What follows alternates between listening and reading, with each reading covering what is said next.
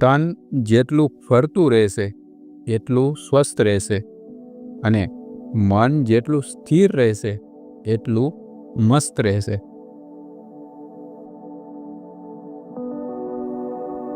આનંદમાં રહેવા માટે સુવિધાની નહીં પણ સમજણની જરૂર છે. જેને પાઘડી સમજી માથા પર ચડાવ્યા હોય એ જ મોટા ભાગે પગ લૂછણિયા નીકળે. ખોટા માણસની એક ખૂબી એ હોય છે કે તે બહુ જ મીઠું બોલતા હોય છે.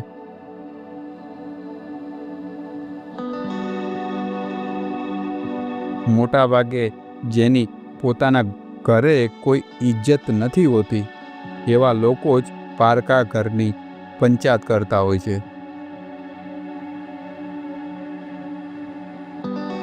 બનવું હોય તો એવા બનજો કે લોકો તમને છોડી તો શકે પરંતુ ભૂલી ના શકે.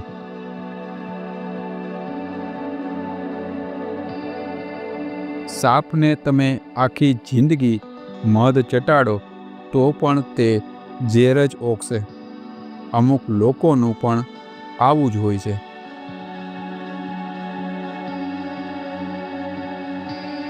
હરામ પૈસાથી આવેલા પૈસા માણસને રીચ નહીં પણ નીચ બનાવે છે.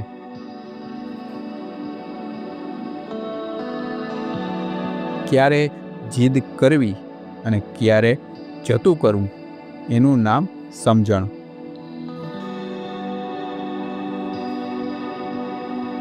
માણસ મોટો થાય એટલે બાળપણ ભૂલે છે. લગ્ન થાય એટલે મા બાપને ભૂલે છે. છોકરા થાય એટલે ભાઈ બહેનને ભૂલે છે.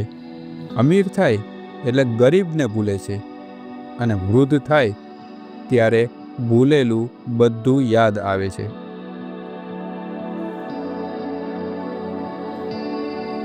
આપણને ઓછું મળ્યું છે એ દુઃખ નથી, પણ જે મળ્યું છે એ આપણને ઓછું લાગી રહ્યું છે એનું દુઃખ છે.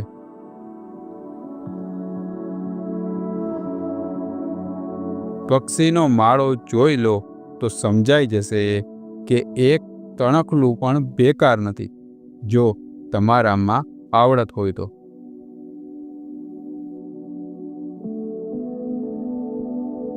પૈસામાં બહુ ગરમી હોય છે અને તે સૌથી પહેલા સંબંધને બાળે છે.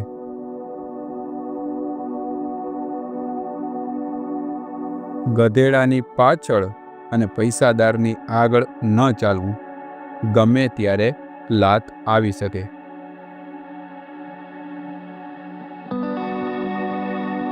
વિશ્વનું કોઈ પણ સાધન એ નથી શીખવાડી શકતું જે વેઠેલી પરિસ્થિતિ શીખવાડે છે.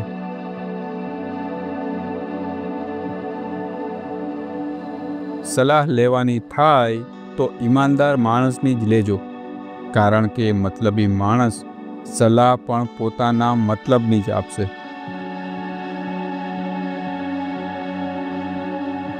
જિંદગીના ઘણા કડવા અનુભવો મીઠા લોકો પાસેથી જ મળશે.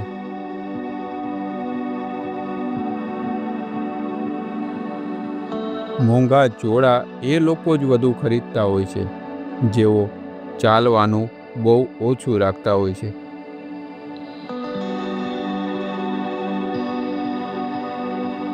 સ્વમાન સાચવવું હોય તો દરેક સંબંધમાં કામથી કામ જ રાખો.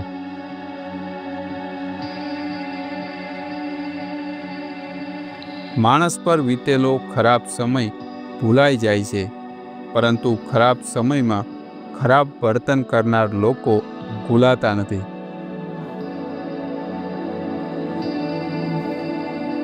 સંતોષ હશે તો સાદા કપડાં, સાદું ખાવાનું અને સાયકલમાં પણ સુખ મળશે, અને સંતોષ નહીં હોય તો બંગલા, કારખાના અને ગાડીમાં પણ સુખ નહીં મળે.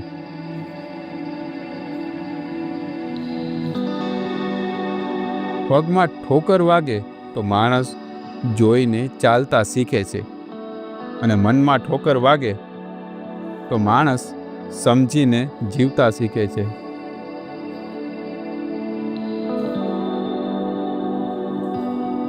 પરિવારને વિખેરીને સુખની શોધમાં ન નીકળતા.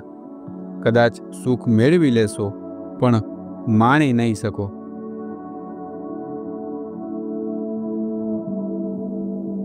કમાલ છે ને, બેઈમાનીથી પૈસા ભેગા કરેલા લોકોને પણ ઈમાનદાર ચોકીદારની જરૂર પડે છે.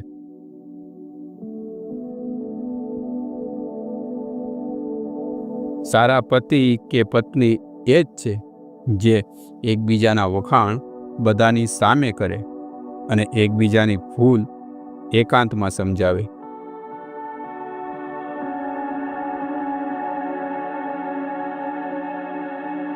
બને ત્યાં સુધી બીજાની ભૂલો ન કાઢવી. છતાંય જો ઈચ્છા થઈ જાય તો અરીસાની મુલાકાત લેવી.